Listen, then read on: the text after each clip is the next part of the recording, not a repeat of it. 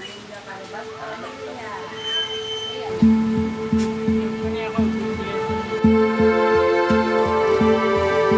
pagsikat ng araw, agad na sumasalubong ang matinding init sa kalsada. Ang mga tao ay naglalakad ng mabilis, pinipilit maganap ng kahit kaunting lilim. Habang ang hangin sa labas ay tila nakakasakal na. Sa araw na ito, ang init ay hindi lang pisikal, ito ay isang pagsubok na patuloy nilang hinaharap. Ito ang karaniwang karanasan ng mga manggagawa, consumer at estudyante. Pero paano naman ang kalagayan ng ating mga vendors, tricycle drivers at iba pang lingkod bayan na araw-araw ring humaharap sa hamon ng panahon? Sa bawat pagtilaok ng manok, panibagong pagsubok at pagtitiis ang kailangan nilang gawin para sa sarili at para sa kanilang mga pamilya.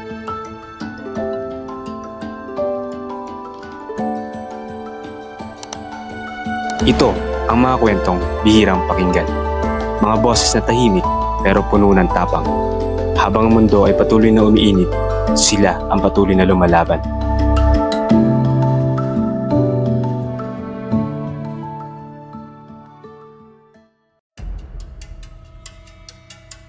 Ang informal sector ay binubuo ng mga manggagawa at negosyong hindi rehistrado o hindi sakop ng regulasyon ng pamahalaan. Kabilang dito ang mga nagtitinda sa bangketa, drivers, kasambahay, construction helpers at iba bang mga maliliit na negosyo na siyang nagsisilbing haligi at pundasyon ng ating ekonomiya. Mahalaga ang kanilang papel sa pagpapanatili ng daloy ng ating ekonomiya, pagbibigay ng trabaho at pagbubukas ng alternatibong pangkabuhayan. Ngunit sa kabila ng kanilang ambag, hindi rin sila ligtas sa mga hamon ng panahon. Ayon sa GMA Integrated News, isang pag-aaral ng World Weather Attribution ang naglabas ng datos kaugnay sa tumitinding init sa iba't ibang bahagi ng mundo. Ayon sa kanilang pagsusuri, ang heat index na tumama sa West Asia ay mas mainit ng 1.7 degrees Celsius dahil sa patuloy na pagsusunog ng fossil fuels. Sa Pilipinas naman ay 1.2 degrees Celsius ang itinaas dulot ng human-induced climate change. Ibig sabihin, hindi na lang basta mainit, kundi mas matindi na ang epekto nito at lalo pang lalala sa mga susunod na taon. Ang tumitinding init ay hindi lang isyong pangkalikasan. Ito'y usaping pangkabuhayan. Isang krisis na araw-araw nilang sinasalubong kahit walang nakakarinig sa kanilang hinaing. Marami na tayong naririnig tungkol sa epekto ng climate change sa mga magsasaka, mga pananim na hindi tumutubo, tagtuyot na sumisira sa ani, at ulan na dumarating sa maling panahon. Pero sa likod ng mga larawang iyon, may isa pang mundong tahimik na tinatamaan, ang mga nasa informal sector. Hindi man sila nagtatanim ng palay o nag-aani ng mais, araw-araw din silang umaasa sa maayos na panahon.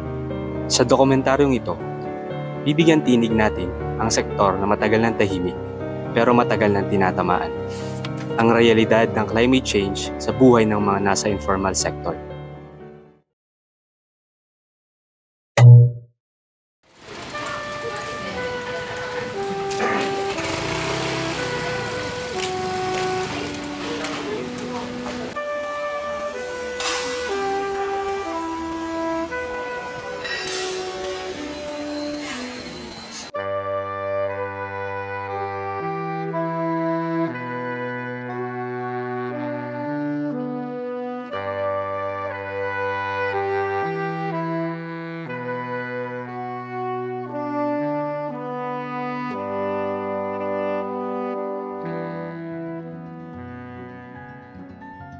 Bago natin masaksihan ang hamon ng panahon para sa mga karinderya, nakapanayam muna namin ng isang estudyante na suki ng kainan dito.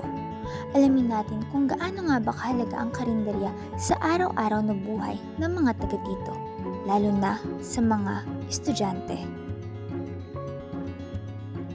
Ako po si Grayson Halya, 20 from Busan.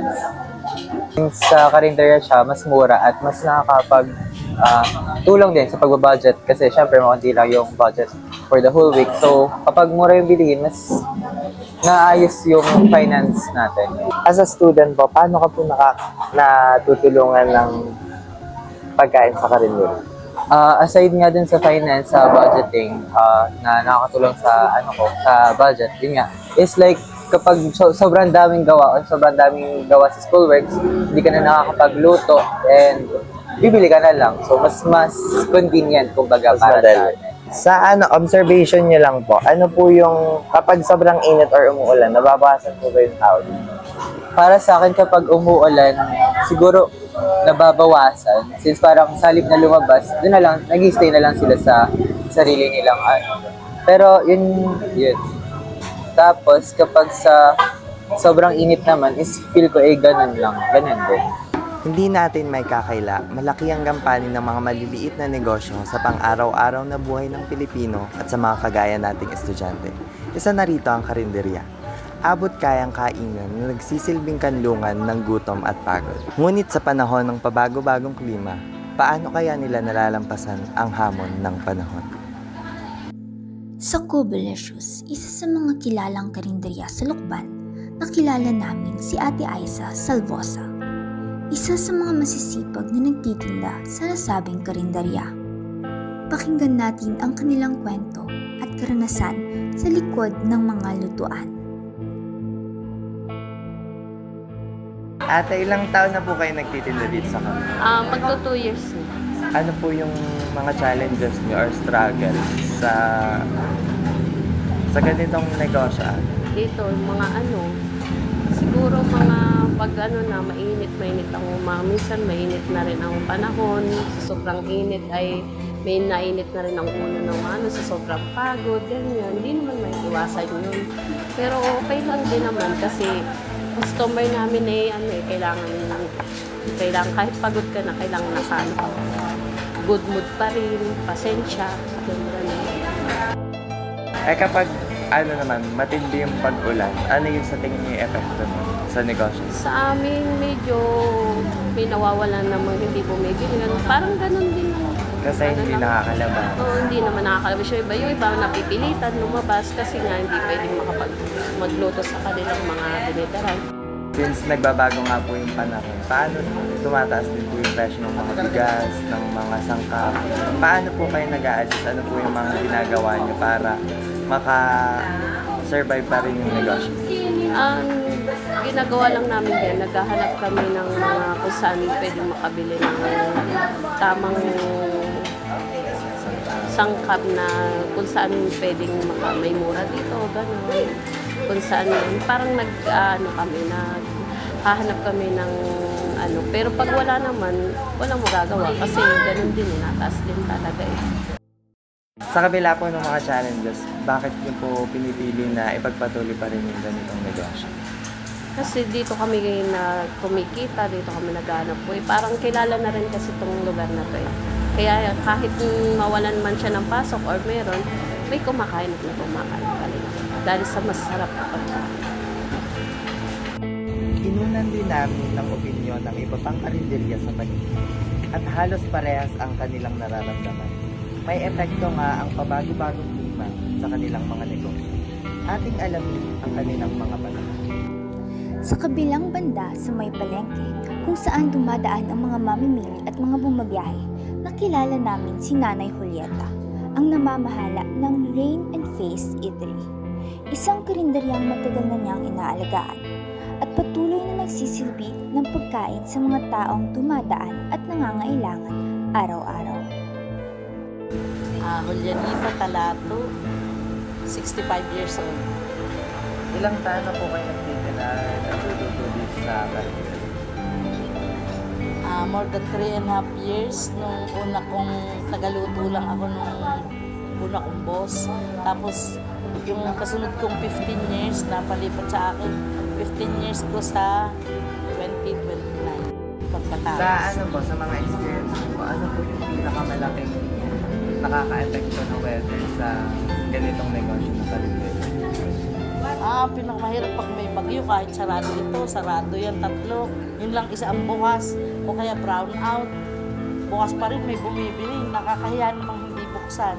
Kasi talagang wala silang mabilihan ng mainit na tubig, wala silang mabilihan ng kape. Ito kasi naging 24/7, talagang in case of emergency. Kasi Yung kapag mainit or naulan po ba, may epekto po ba yung dito sa karinderya? Ay, oo, kasi pag naulan, ang lakas ng ampeyas. Ito, kahit takpan mo yan, basa din hanggang sa loob. Ito lahat basa. So, walang makakakain. Pag tag-init naman po kaya, ano po yung nagiging problema Kapag tag-init naman, ang masama, lagi kaming walang stock. Nauubusan kami ng stock ng tubig, bigas, soft drinks. Ayun. Tag-init eh. Struggle po ba talaga kapag mainit dito?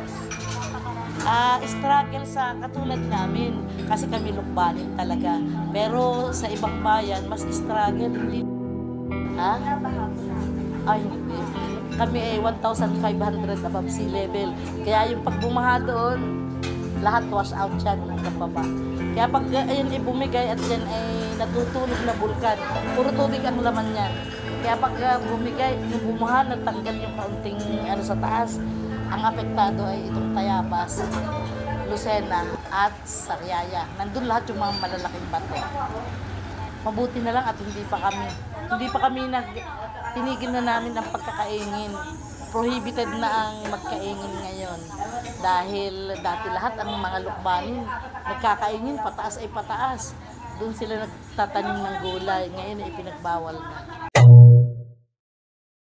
Dumako naman tayo sa kalsada, kung saan ang kabuhayan ay nakalatag sa bangketa at ang bawat hakbang ay katapat pa ng isang paninda.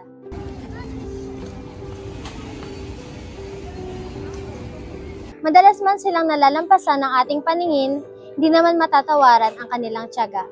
Sa ilalim ng araw at sa buhos ng ulan, ang mga street vendors ay patuloy na nakikipaglaban. Dala ang pag-asang mairaos ang araw, mga salaysay ng pag-asa at pagpupursigi, ng sakripisyong tahimik ngunit dakila. At sa pusong di sumusuko sa bawat umaga, halina't silipin natin ang kanilang kwento. Siya, si Kuya Peter, isang 53 years old street vendor na 10 taon na naglalako ng chicken balls at kikiam malapit sa SLSU main campus. Sa kabilang banda, si Kuya JR, 34 years old, ay halos 20 taong nang nagtitinda sa kalsada ng calamares, isaw, proven, at chicken skin. Kailan at paano po kayo nagsimulang magbenta? Simula nung ako nag-construction muna ako bago ako nagsimula nito. Siyempre sa pag-negosyo, siyempre magdaan ka muna sa mahirap na trabaho. Nung ako nakaloob-luwag, kaya ako nag-start nito. Isa ako magganito, mga kaibigan ko. Naturo ako kung paano mag-negosyo. Gaano po kaaga kayo nagsimula sa umaga at anong oras po kaya kayo natatapos sa pagbebenta? Nag-umpisa ako alas 2 ng hapon. Alas 2 ng hapon. Hanggang 8:30. Bali, ilan po kaya yung inyo pong parang ganitong stall na bangketa? Ang dalawa. Ako din nagmamahin. Kasi isa pang-Cordian, Nyagan. May nag-hire po sa inyo na magbenta? May nagkukunin sa akin ng mga butigan. Nagsimula ako sa umaga, mga alas 3 sa madaling araw. Tapos pagkatapos ko maglinis, prepare na, magagayak na ako. Yun na yung wala akong tulog noon. Kung umpisa ako alas 3 sa madaling araw, mamalingki na ako. Sa pamalingki ko, diretso na ako sa bahay. Lilinisin ko na. Yun, so pagdating na alas 7, dito na ako. Sa isang araw po ng pagtitinda, ano po kaya ang karaniwang pagsubok na kinakaharap mo? Ang ulan, tapos yung bisan hindi pare-pareho, may matumal ang tinda. Sabi ay, tsaga lang. Ngayon pa, bago-bago po ang panahon, paano po kaya naapektuhan ng inyong hanap buhay? Lalo na po kapag sobrang init o bigla pong umuulan. Siyempre, pagka sobrang init at umuulan, kailangan natin dito. Pero tuloy yan, nakasilong ako. May mga araw po kaya na matumal po ang benta niyo, lalo na po sa tag-init? Oo. Tulad kahapon. Matumal kahapon. Sobrang daming mamili. Depende sa tao. Siyempre yung tao, hindi nalabas, labas ay hapon lang. Yun lang nakakabenta sa hapon.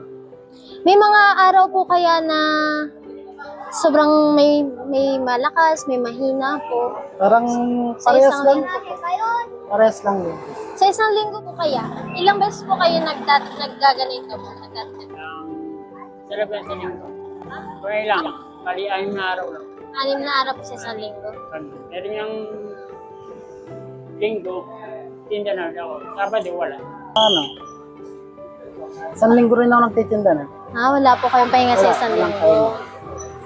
Paano po kayo naghahanda o nag-a-adjust kapag may pagbabago sa panahon? Tinta ko ang tabi lang, alari lang ba? Yung tuloy niya yan, sa spito lang. Pag ito yung ako lumabas, hindi mahina pa. Pagka alam kong malakas, adjust ko mga 2 galon. Saka yung dami ng paninda. Ina-adjust mo? Kung anong dami nito, walang hindi yan. Mga 8 kilo. Yun po yung kalakasan sa isang araw. Eh, pinakamalakas ko, mga 10 kilo.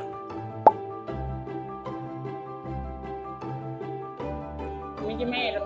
Kaya lang yun. Hindi naman naman pagka mainit, alam mo yung oras na malamig. Tulad yan, may init kapos, init. Dapat mga 3:30 sa kakao. Tapos ang tao naman, saka naman sila yung kalabas ako sa gabi niya. Kaya naglabas ako ngayon, alas 2. Alas 3 kasi makulim naman ang langit. Hindi ko naiwas din tayo sa init ng araw. Parang paninda, tapos sakto din. Natutuwa ako sa inyo din. Kung wala kayo, wala ako. Kaya salamat. Kung sa unang kabanata, nasaksihan natin ang epekto ng climate change sa mga karinderyang nakapirme sa isang pwesto, ngayon, nasilayan natin ang masalumuot na kalagayan ng mga naghahanap buhay sa kalsada, na tila ba mas lantad sa gupit ng panahon. Kailangan nilang lumipat kapag may paparating na ulan, magtiis sa init, at makipagsabayan sa hangin na mistulang tinatangay pati ang kanilang kita at kabuhayan. Ngunit sa kabila ng kawalang katiyakan, patuloy silang lumalaban, buong tiyaga, buong lakas para sa kinabukasan ng kanilang pamilya. Sa bayan ng Lokban, ang pagtatricycle ay pangunahing transportasyon ng mga tao dito upang makarating sa kanilang paroroonan. Ngunit madalas, ang mga driver ng tricycle ay hindi nabibigyan ng sapat na pansin. Isa sila sa kabilang sa informal na sektor, lantad sa init ng araw, buhos ng ulan, at panganib sa kalsada. Paano nila ito nakakaya? Halina't silipin natin ang kwento nila. So, Tay, ano pong pangalan niyo po? Yung full name ba? Yes po, kahit po. O kung ano pong dapat po namin tawag sa inyo? Ador. Ador po, Kuya Ador. Boy, pati. So, gano'n na po kayo katagal namamasada bilang tricycle driver? After 5 years. 28 years na. 20 years na po. So, kamusta naman po ang karaniwang kita sa isang araw? Nagkakasya po ba ito sa pang-araw-araw? Nagkakasya naman. Hindi lang ay hindi pare-parehas ang kinikita natin. Pag yung ngayon ang pag-uusapan, nakakaano naman, but 4 to 500. Basta sisipagan lang. Ano po yun? Mataas na po yun o maliit pa po? Ay di, para na rin nagtrabaho ng normal na trabaho. Oo, para ding nagtrabaho. Yung Tay, sa inyo pong karanasan, gaano po kadelikado ang pamamasada lalo na kapag mainit po ang panahon o kaya naman po matindi po ang ulan? Pagka maulan ay ang nakakatakot ay yung balkidlat. Ay yung tas bahabuan. Oo. Tapos pag maulan tapos gabi, hindi namin masyadong kita yung daan po. Oo. Ang tatanungin mo ay mabilis ang mata at sa yung pakiramdam na mamamaneho dahil siyempre maraming kasalubong, driver, So, may mga araw po ba na humihina ang kita nyo dahil sa pabago-bagong panahon tulad ng matinding init o ulan? Ayun. Dahil minsan, ay na ang aming pila, minsan ay isa sa umaga, isa sa hapon. Pag maulan, saka mainit, ay maraming sumasakay. Mas marami po sumasakay. Yung mga team ng iba pag mainit. Pag maulan naman siyempre ayaw mababasa. Kaya Sa dahil sa pabagong ng panahon ngayon po, paano niyo po ina-adjust ang inyong pamamasahe? Na-adjust ako dahil katulad niya, pag kasi mainit, minsan ako inatigil lang sada, gawa ng so, Ang ginagawa ko, halimbawa bagong panahon, maulan, ako ay nagbubota. Pag mainit naman, di ako nakaganito lang. Naka-chinelas lang O naka-chinelas lang. Tayo sa inyo naman po palagay, may epekto din po ba sa kalusugan nyo ang pabago-bago pong klima? Ay bihira. Bihira po. Oo, Like hindi man po kayo nagkakasakit po. Nagkakasakit ako, katulad ngayon, medyo masamang pangalan mo, pero tuloy pa rin ang Kaya naman po Kaya para sa naman. pamilya. at least naman ay wala pa ako nararamdaman. Kaya lang, pagkakit siya mainit, manas. May edad na rin po eh. So sa inyong palagay po, paano po namin kayo matutulungan o ng gobyerno laban sa hamon ng panahon, klima o climate change? Sa kulay ng katulad sa akin, ang bawa, katulad ng mga sa akin. Sana supportan. So, ibig sabihin lang ay bigay ang gamot. Ay mga raining clothes. Siguro yun na lang bigyan na lang kami ng halimbawa pag maulan, raincoat. Pag mainit naman ay magandang pag mainit. Halo-halo na lang. Halo-halo na po, pampalamig po. Sa bawat biyahe, sila rin ay nagiging saksi sa kwento ng komunidad. Estudyanteng nagmamadaling pumasok, manggagawang pauwi sa pamilya, at mga nanay na may bitbit na pinamiling panghapunan. Sa ganitong paraan, ang mga tricycle driver ay hindi lang tagahatid ng pasahero, kundi bahagi ng araw-araw na buhay ng bawat isa. Ang kanilang papel ay simple, ngunit mahalaga, tahimik ngunit matatag, na gumagalaw sa likod ng maingay at magulong kalsada. Pero ang hamon ng panahon ay hindi rin sila pinapalagpas.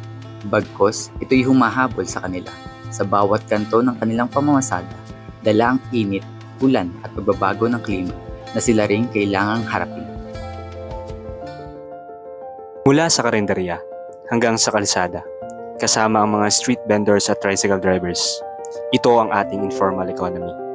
Sa ating pagtingin sa kanilang mga kwento, nakita natin na hindi lamang ang kanilang ambag, kundi pati na rin ang mga hamon ng panahon na araw-araw nilang kinakaharap. Bagamat hindi na natin ganap na mapipigilan ang climate change, maaari nating mabawasan ang epekto nito. Para sa atin at higit sa lahat, para sa kanila, gawin natin ito. Dahil kagaya natin, Ang kalaban nila ay hindi lang traffic o pagod. Kundi ang pabago-bagong panahon. Na patuloy na nagpapahirap sa kanila. Hindi lang sila ang dapat lumaban. Tayong lahat ay may papel. Dahil ang laban kontra climate change ay laban ng bawat isa. Ngunit sa panahon ng pabago-bagong panahon, paano? Ay, pabago-bago. Ulit kanya natin, pinalilig ko. Ay, nakas yung videographer. Grabe naman ang kalog nito. Pa tayo sa kalsada kung saan ang bawat ang kabuhayan. Mahalaga ang kanilang papel sa Mahalaga ang kanilang papel sa sa pagdalo. Pagbibigay. Pagbibigay.